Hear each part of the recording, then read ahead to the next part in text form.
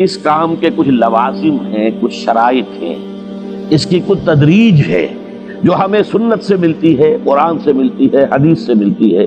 تو میں اس کام کے ضمن میں اس کی وہ تدریجی مراحل اور اس کے لوازم اور اس کی شرائط بیان کرنا چاہتا ہوں۔ سب سے پہلی شرط اول، وہ فارسی کا شعر مجھے یاد آیا کہ در رہے منزل لیلا کے خطر ہاش بسے، شرط اول قدمی نست کے مجنون باشی۔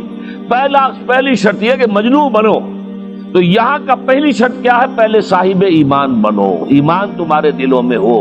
یا ایھا الذین آمنوا آمنوا باللہ ورسولہ، یعنی ایک ایمان تو تمہیں حاصل ہے، اقرار باللسان، وہ تو تمہیں والدین سے مل گیا، عقیدہ تمہارا ہے، متوارث جو ہے تم عقیدے کو مانتے ہو، لیکن دلی یقین والا ایمان حاصل کرو۔ اصل میں اس کے بعد گاڑی چلتی ہے، اس کے بعد جو ہے نتائج نکلتے چلے جائیں گے، لیکن اگر وہاں ایمان کی کمزوری ہے تب اوپر سے کوششیں کریں گے، نتیجہ نہیں نکلے گا، آگے ہم بڑھ نہیں سکیں گے، ہمارے جو جد و جہد ہے وہ کامیابی سے ہمکنار نہیں ہوگی۔ اس جیسے ہی ہے جیسے ہم درخت لگانا چاہ رہے ہیں جس کی جڑ ہی نہیں ہے، آپ زمین کھود کا درخت جو اس کے اندر گاڑ دیں گے تو زمین تو نہیں پکڑے گی اس کو، وہ تو نیچے سے جڑ ہو اور پھر درخت جو ہے اس سے ابھرے، تو وہ ہوتا ہے کہ جس کے لیے یوں سمجھیے سرسبز درخت بنے گا۔ اس حوالے سے سب سے پہلا قدم کیا ہے؟ ہم اپنے گریبانوں میں جھانکیں، اپنے دلوں کو ٹٹولیں، وہ یقین والا ایمان ہے یا نہیں؟ اگر ہے تو اللہ کا شکر ادا کیجیے، تہنیت، مبارکباد، اور نہیں ہے تو پہلا کام یہ ہے کہ اے ایمان کے دعوے دارو، ایمان لاؤ جیسے کہ ایمان کا حق ہے۔ یقین اللہ کی ذات پر، اس کی صفات کمال پر، یقین مرنے کے بعد اٹھنے پر، بعث بعد الموت اور حساب کتاب، یوم حشر اور جنت اور دوزخ کا یقین، فرشتوں کا یقین، وحی کا یقین، قرآن کا یقین، کتابوں کا یقین، نبیوں اور رسولوں کا یقین، اور محمد الرسول اللہ کا یقین صلی اللہ علیہ وسلم کہ آپ آخری اور کامل رسول ہیں اللہ تعالیٰ کے، خاتم النبیین بھی ہیں اور آخر المرسلین بھی صلی اللہ علیہ وسلم۔ یہ یقین پہلے پیدا ہونا چاہیے۔ تو اب ظاہر بات ہے کہ جب میں نے یہ بات اتنی بڑی کہی ہے تو پھر مجھے یہ بھی بتانا چاہیے یقین کہاں سے ملے گا، کون سی دکان ہے، سپر مارکیٹ کوئی ہے جہاں پر کہ یہ جنس بکتی ہو؟ پہلی بات تو یہ ہے کہ اس کے لیے آسان ترین طریقہ کیا ہے؟ صاحب ایمان کی صحبت اختیار کرو۔ جیسے آپ بھٹی کے آگے بیٹھیں گے تو حرارت پہنچ جائے گی، آپ برف کی سیل کے قریب بیٹھے ہوں گے ٹھنڈک پہنچ جائے گی۔ اگر صاحب ایمان ہے، کسی کے دل میں یقین والی بھٹی دہک رہی ہے، تو اس کے قرب سے آپ کے اندر بھی یقین پیدا ہو جائے گا۔ دوسرا طریقہ یہ ہے کہ شریعت کے احکام پر عمل کیے جاؤ، کیے جاؤ، کیے جاؤ، کیے جاؤ، اس عمل سے بھی یقین پیدا ہوتا ہے۔ یہ دو طرفہ معاملہ ہے، یقین سے عمل پیدا ہوتا ہے اور عمل سے یقین پیدا ہوتا ہے۔ جیسے آپ کہتے ہیں وشیس سرکل، وہ بری شے ہوتی ہے کہ ایک چیز ہے بڑھ گئی تو پھر اس کے اور خرابی بڑھ گئی، اس سے پھر وہ پہلی خرابی اور بڑھ گئی، پھر وہ اس سے اور خرابی بڑھتی چلی گئی۔ جیسے پیچ آپ کہتے ہیں ہر چکر کے ساتھ وہ پیچ آگے بڑھتا جاتا ہے، اسی طریقے سے بھلائی کا بھی ایک سرکل ہے۔ ایک نیکی آپ کریں گے آپ میں ایمان پیدا ہوگا، اب آپ زیادہ نیکی کریں گے تو اب اور زیادہ ایمان پیدا ہوگا، تو یہ دو طرفہ سرکل ہے۔ اور تیسری بات جو ہے، خاص طور پر فہیم، ذہین، انٹلیکچوئل لوگ، سمجھدار لوگ، اور آج کی دنیا آپ کو معلوم ہے کہ ہمارے نوجوان طبقے میں بہت بڑی تعداد ہے بہت سمجھدار لوگوں کی، اس لیے کہ ان کی معلومات کا دائرہ بڑا وسیع ہو گیا ہے۔ جدید دنیا میں جو علوم ہے ان کا ایکسپلوژن ہے، دھماکہ ہو گیا، اتنے علوم پھیل گئے اور اس کے اثرات ہیں۔ اخبار بین لوگ بھی جو ہیں وہ بھی ایک طرح سے ہر ایک ان میں سے فلسفی ہوتا ہے، آپ اس سے ذرا بات کر کے دیکھیے، وہ اپنے فلسفے بگاڑے گا، اپنی رائے دے گا، معلوم ہوتا ہے کہ شاید سب سے بڑا سیاسی تجزیہ نگار یہی ہے۔ لہذا وہ لوگ کہتے ہیں کہ ہمیں تو وہ بات بتاؤ جو ہماری عقل کو بھی اپیل کرے۔ یہ جو معاملہ ہے وہ ایمان جو عقل کو بھی اپیل کرے، اس کی سورس صرف ایک ہے اور وہ قرآن حکیم ہے۔ مولانا ظفر علی خان نے ایک شعر کہا تھا بہت سادہ انداز میں، وہ جنس نہیں ایمان جسے لے آئیں دکانیں فلسفہ سے، ڈھونڈے سے ملے گی عاقل کو یہ قرآن کے سپاروں۔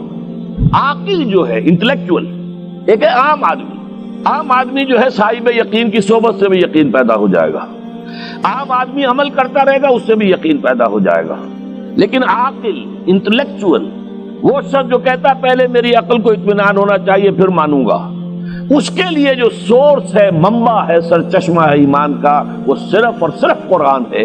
اس میں غور و فکر کرے، انسان اس طرح قرآن کو پڑھے کہ وہ براہ راست اس کا مفہوم اس کے دل کے اوپر اترتا چلا جائے۔ جیسے علامہ اقبال نے کہا ہے کہ تیرے ضمیر پہ جب تک نہ ہو نزول کتاب، گرہ کشا ہے نہ راضی نہ صاحب کشاف۔ قرآن تو تمہارے اپنے قلب پر نازل ہونا چاہیے۔ اور یہ اصل میں ان کے والد نے کہا تھا ان سے، بالکل بچپن میں۔ علامہ اقبال چھوٹے سے بچے تھے، ان کے والد تھے ذرا صوفی منش آدمی تھے، وہ شیخ نور محمد۔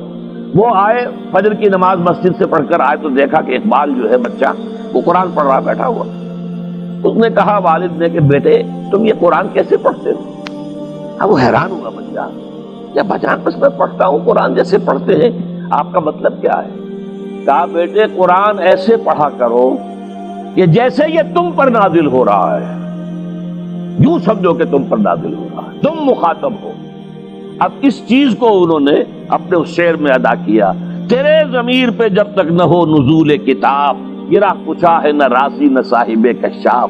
جیسے یہ قرآن قلب محمد پر نازل ہوا تھا، فَإِنَّهُ نَزَّلَهُ عَلَىٰ قَلْبِكَ، جبرائیل نے یہ اے نبی اے محمد آپ کے دل پر اتارا ہے۔ تو جب تک ہمارے بھی دل پر نہیں اترے گا تو قرآن مجید جو ہے وہ ہمیں انسپائر نہیں کر سکے گا۔ ترجمہ آپ پڑھیں گے، کچھ آپ کو معلوم ہو گیا اس کا مطلب یہ ہے، تفسیر پڑھا، اچھا جی ٹھیک ہے فلاں مفسر نے یہ لکھا ہے، فلاں نے یہ لکھا ہے، یہ معلومات تو مل جائیں گی، لیکن وہ اندر سے جو موٹیویشن ہوتی ہے، اندر سے جو جذبہ ابھرتا ہے، اندر سے جو ایمان جو ہے چشمے کی طرح قلب کی گہرائیوں سے ابلتا ہے، وہ نہیں ہوگا۔ وہ اسی وقت ہوتا ہے کہ جب وہ انٹلیکچوئل آدمی جو ہے وہ کم سے کم اتنی تکلیف ضرور کرے کہ اتنی عربی سیکھ لے کہ عربی جو ہے قرآن مجید اس کے براہ راست قلب پر نازل ہو سکے، وہ ترجمہ نہ دیکھے۔ اب ایک آیت پڑھی پھر ترجمہ دیکھا، پھر دیکھا اس میں نمبر 11 لکھا ہوا ہے، حاشیہ میں جا کر دیکھا نمبر 11 یہاں ہے، وہ دیکھا، تسلسل تو ٹوٹ گیا۔ اب وہ بات نہیں رہی۔ اور ترجمہ جو ہے وہ سبھی جانتے ہیں، دنیا میں ہر بچہ بھی سمجھ لے گا کہ غالب کا کوئی شعر ہو اور وہ آدمی پڑھ کے جھوم جاتا کہ کیا بات کہی، اسی کا انگریزی میں ترجمہ کر دیجیے، اب اس میں کچھ بھی نہیں۔ آپ نے مفہوم تو بیان کر دیا انگریزی میں، لیکن جو تاثیر ہے اس غالب کے شعر کی وہ انگریزی میں منتقل نہیں ہو سکتی۔ تو قرآن مجید کا کچھ نہ کچھ مفہوم تو ترجمے سے معلوم ہو جائے گا، قرآن کی تاثیر ترجمے سے نہیں حاصل ہو سکتی، تفسیر سے نہیں حاصل ہو سکتی۔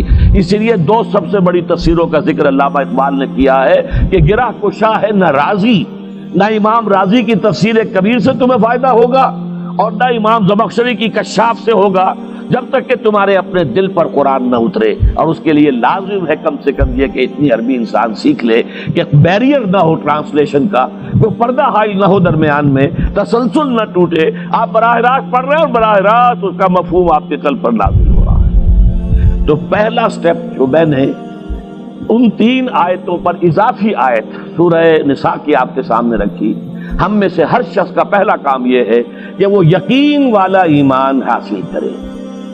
عام آدمی کے لیے صاحب یقین کی صحبت بھی مفید، عام آدمی کے لیے عمل سے بھی یقین پیدا ہوتا ہے، لیکن انٹلیکچوئل کے لیے، ذہین کے لیے، فہیم انسان کے لیے، انٹیلیجنسیا جسے آپ کہتے ہیں، اس کے لیے لازم ہے کہ وہ قرآن مجید کی گہرائیوں میں غوطہ زنی کرے اور قرآن اس کے اپنے قلب کے اوپر نازل ہو تو کہیں جا کر وہ قرآن کو سمجھے گا۔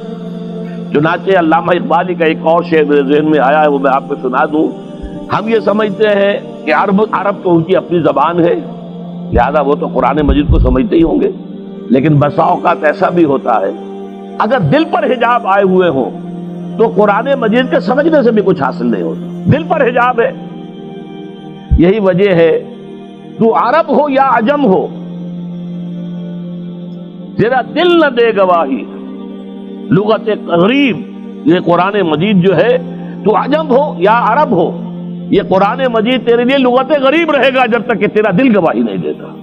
تو ایک تو طلب ہدایت ہو انسان کے اندر، اور دوسرے یہ کہ قرآن مجید کو براہ راست نازل ہونے کا موقع ملے قلب کے اوپر، تو ایمان یقین والا حاصل ہوگا۔